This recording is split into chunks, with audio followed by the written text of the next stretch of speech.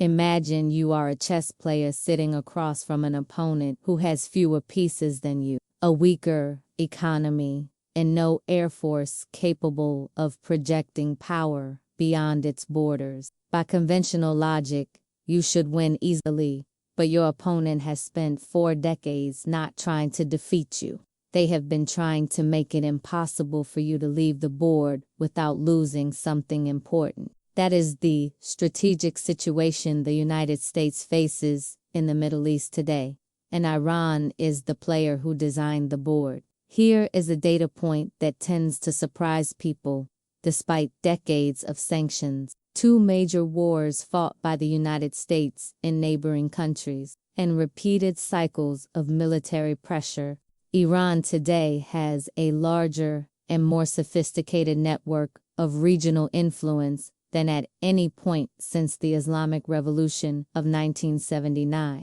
According to analysts at the International Institute for Strategic Studies, Tehran currently maintains active relationships with armed non-state groups operating in at least 6 countries simultaneously: Lebanon, Iraq, Syria, Yemen, Gaza, and Bahrain. That is not the profile of a country being contained. That is the profile of a country executing a long-term strategy. The question is not whether Iran is powerful in the conventional sense. It is not. The question is whether the United States, despite its overwhelming advantages, finds itself increasingly constrained by a web Tehran has been quietly weaving for decades. The question of Iran's regional strategy returned to the center of global attention through 2025 and into early 2026, driven by a convergence of events that made the stakes of this standoff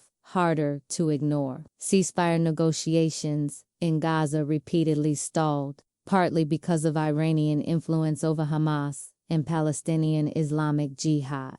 Houthi forces in Yemen, designated by the United States, the United Kingdom, and the European Union as an Iran-backed group, continued attacking commercial shipping in the Red Sea well into 2025, disrupting a corridor through which, according to the United Nations Conference on Trade and Development, approximately 12% of global trade passes annually. In Lebanon, Hezbollah, Iran's most powerful proxy and arguably the most capable non-state military force in the world, spent 2025 in a fragile post-conflict period following the 2024 war. But its organizational structure remains intact, according to assessments cited by Reuters and the Associated Press. Meanwhile, Iran's nuclear program continued to advance. The International Atomic Energy Agency reported in late 2025 that Iran had enriched uranium-260% purity, well above the 5% threshold for civilian power generation and approaching the 90% level required for weapons-grade material. Iran maintains its program is peaceful. Western governments and the IAEA have expressed serious concern about the trajectory. At the same time, the Trump administration, back in office since January 2025, reinstated a maximum pressure sanctions policy while simultaneously engaging in preliminary diplomatic contacts about a possible nuclear framework, a combination of signals analysts describe as deliberately ambiguous. Iran publicly dismissed some overtures while, according to Reuters, privately keeping channels open through intermediaries in Oman and Iraq. The result is a situation that is neither war nor peace, neither containment nor engagement, a structured ambiguity that, some analysts argue, suits Tehran's strategic interests rather well.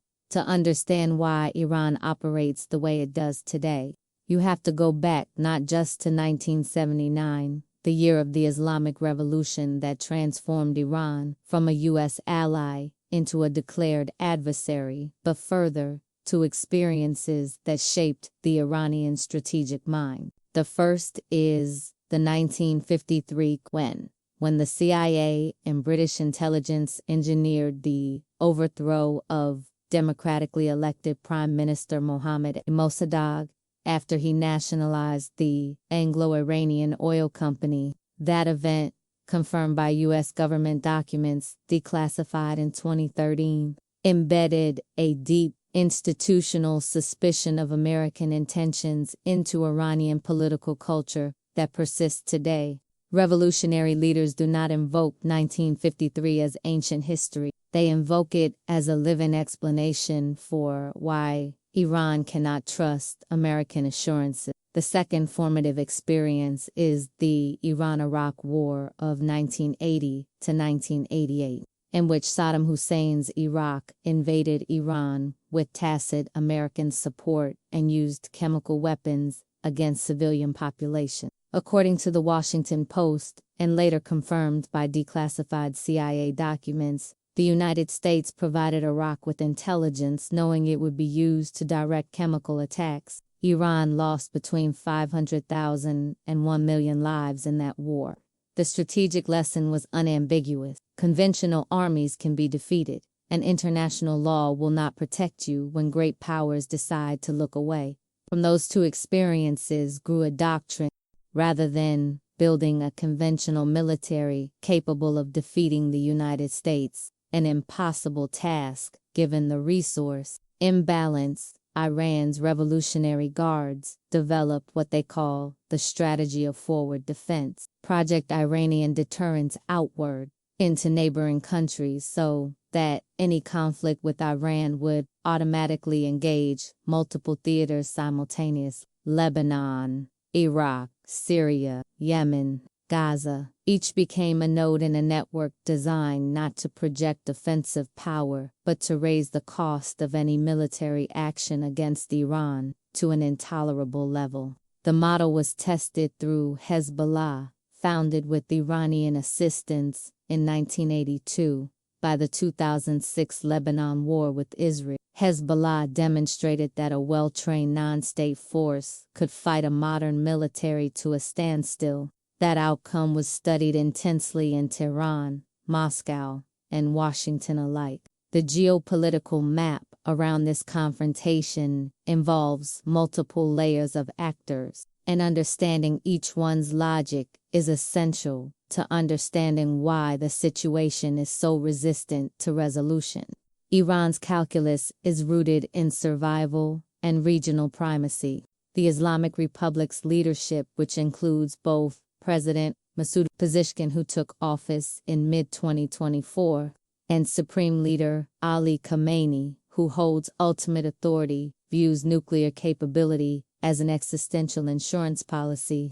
The example of Libya's Muammar Gaddafi, who surrendered his nuclear program in 2003 and was removed from power with Western military assistance in 2011, is frequently cited in Iranian strategic discussions as evidence that disarmament leads to vulnerability. Iran also has genuine regional ambition, a belt of influence running from Tehran through Baghdad, Damascus, and Beirut to the Mediterranean, an arc that is simultaneously ideological, economic, and strategic. The United States has competing interests that are not always internally consistent.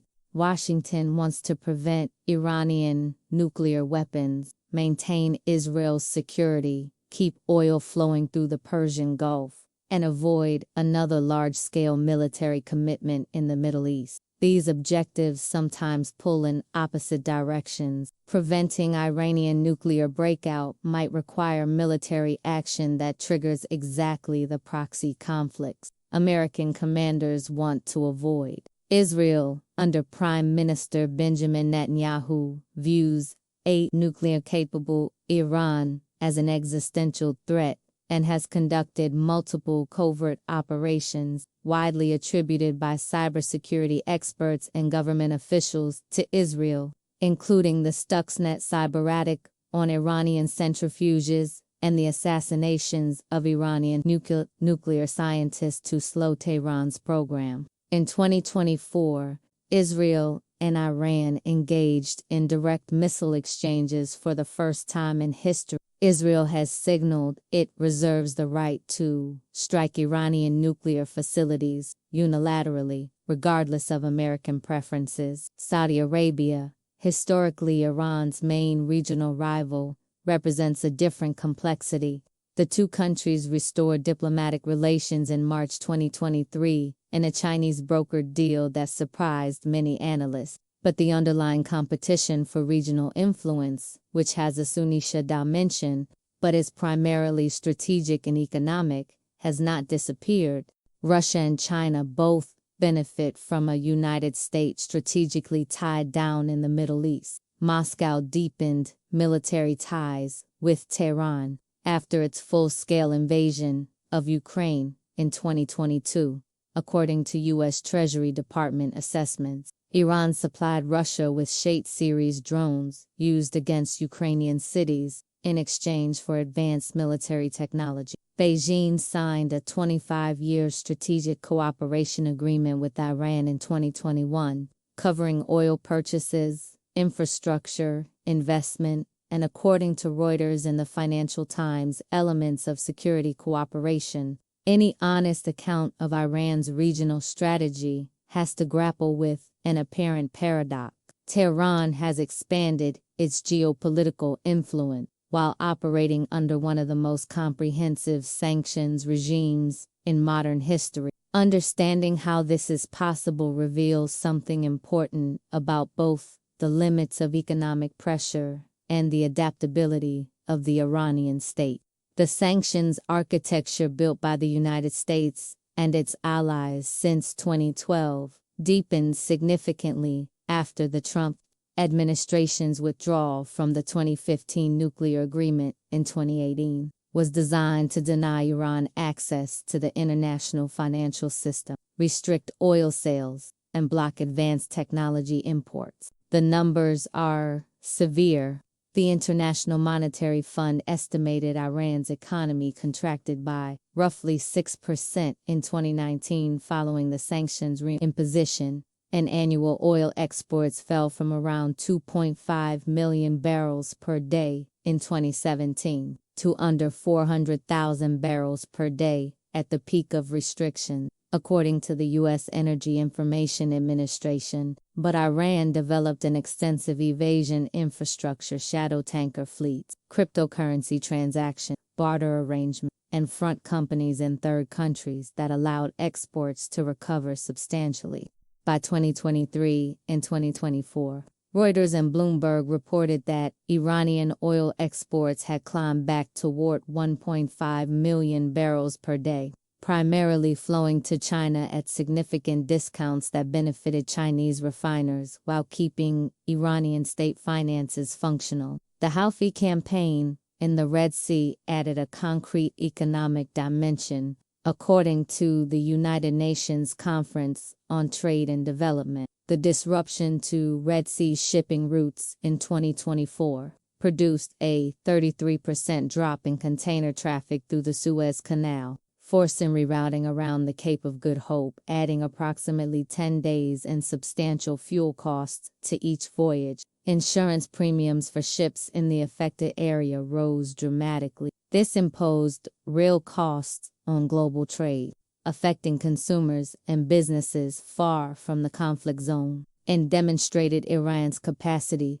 to project economic disruption far beyond its borders without firing directly at Western assets. Analysts examining Iran's regional strategy disagree substantially about whether it is primarily defensive or expansionist, and that disagreement has real consequences for how appropriate policy responses are evaluated. The defensive interpretation associated with scholars like Vali Nazir of the Johns Hopkins School of Advanced International Studies and researchers at the Quincy Institute for Responsible Statecraft holds that Iranian behavior is the rational response of a state subject to regime change rhetoric, covert operations, and economic warfare for more than 4 decades. From this perspective, The proxy network and nuclear hedging are not evidence of aggressive intent, but of a country that has learned from bitter experience that the only deterrent respected by Washington and Jerusalem is the capacity to impose unacceptable costs. Proponents of this view argue that genuine security guarantees and sanctions relief could produce Iranian strategic restraint. The expansionist interpretation, more common at the Foundation for Defense of Democracies and within the Israeli defense establishment, holds that Iranian strategic culture is fundamentally revisionist, ideologically committed to reshaping the regional order and eroding American influence. From this view, any concession only strengthens Iran's position and delays a confrontation that is structurally inevitable. A third, more empirically cautious school, represented by analysts at the Rand Corporation and the International Crisis Group, argues that both framings risk oversimplification.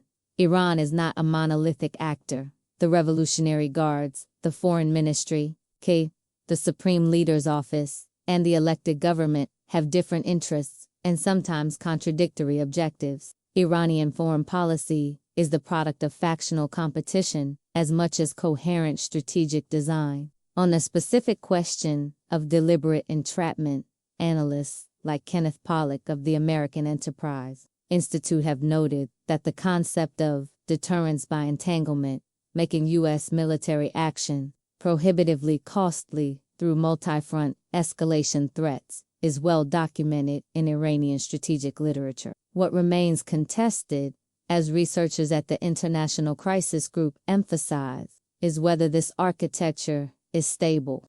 Each side may miscalculate the other's red line, particularly in scenarios where Israeli unilateral action draws the United States in without Washington's active choice. The U.S.-Iran confrontation extends its ramifications well beyond the Middle East, touching trade, energy, markets, great power, competition, and the architecture of the global non-proliferation regime. For Europe, the conflict presents a persistent double bind. European governments consistently supported diplomatic engagement with Iran. They remained committed to the 2015 nuclear agreement even after the American withdrawal, but are also affected by regional instability, refugee flows, and energy price volatility. Suez Canal disruptions hit European importers particularly hard. According to Eurostat data cited by the Financial Times, European trade volumes with Asia showed measurable impacts from the rerouting throughout 2024. For China, Iranian strategic entanglement of the United States is broadly beneficial. A Washington, distracted by Middle Eastern instability, has fewer resources, political, financial, and military, for the Indo-Pacific competition Beijing considers its primary strategic concern. China has been careful to avoid direct military involvement in the region, but its economic support for Tehran, its assessed technology transfers, and its diplomatic protection of Iran at the United Nations Security Council constitute meaningful strategic choices for countries across the global south.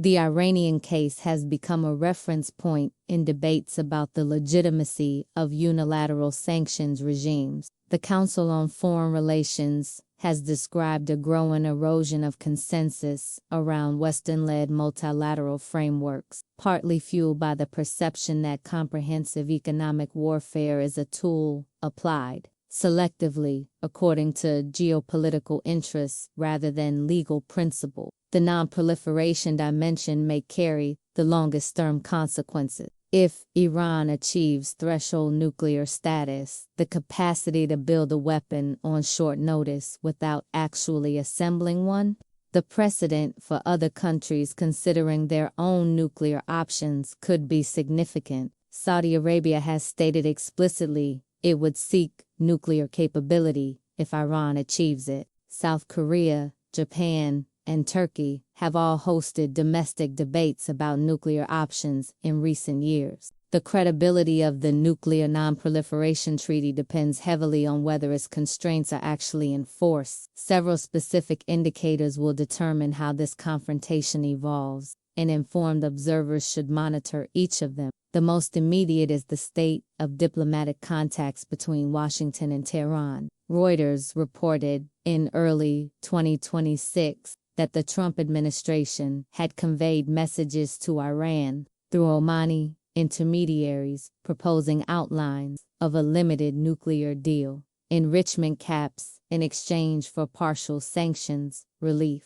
Iran's response has been cautious but not dismissive. Whether these contacts produce a formal negotiating track or collapse under domestic pressure on both sides will set the parameters for the next phase. The second indicator is the trajectory of Iran's nuclear program. The International Atomic Energy Agency issues quarterly assessments, with the next major report expected mid-2026. If Iran's stockpile of highly enriched uranium continues growing, particularly if the IAEA reports any movement toward weapons-grade enrichment, pressure for Israeli or American military action will intensify.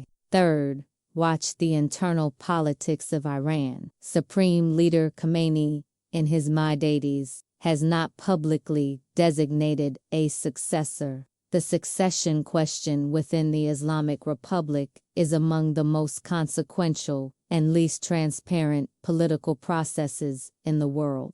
Any signals of accelerated succession planning or factional conflict within the Revolutionary Guards could mark a strategic inflection point. Fourth, monitor Gaza and Lebanon. The durability of ceasefire arrangements and the degree to which Iran maintains operational influence over Hamas and Hezbollah will affect both the immediate humanitarian situation and the broader regional security architecture. The metaphor of the trap is instructive but incomplete. Traps work when the target walks in not knowing it is there. What makes the Iranian strategic situation genuinely complex is that American policymakers are largely aware of the architecture. They can see the proxy network, read the nuclear calculations, understand the deterrence logic, and still find themselves constrained. That is not a trap in the conventional sense. It is something more sophisticated, a situation in which the rational choices available to the more powerful party are all costly, and those costs were deliberately engineered by the weaker. The history of the 20th century offers examples of powerful states locked in strategic stalemates with far less powerful adversaries, not because they were outgunned, but because the nature of the confrontation made their advantages difficult to apply. Power applied without strategic clarity tends to generate the very entanglements it seeks to avoid. Whether the United States and Iran ultimately find a negotiated framework that reduces the risk of catastrophic conflict, or whether the current stalemate drifts toward confrontation that neither side fully controls, that outcome will depend less on military capacity than on political will, diplomatic creativity, and the wisdom to distinguish between interests that are genuinely vital and those that merely feel that way. That distinction, historically, has been the hardest one for great powers to make.